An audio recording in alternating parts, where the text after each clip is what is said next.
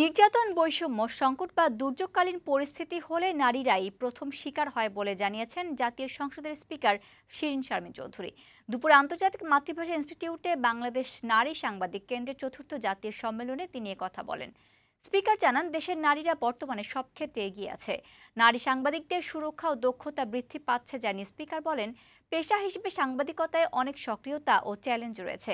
এ সময় হাইকোর্টের নির্দেশ অনুযায়ী সকল গণমাধ্যমে যৌন হয়রানি বন্ধে কমিটি গঠন করা সহ কয়েক দফা দাবি জানায় নারী সাংবাদিক কেন্দ্রের নেতারা।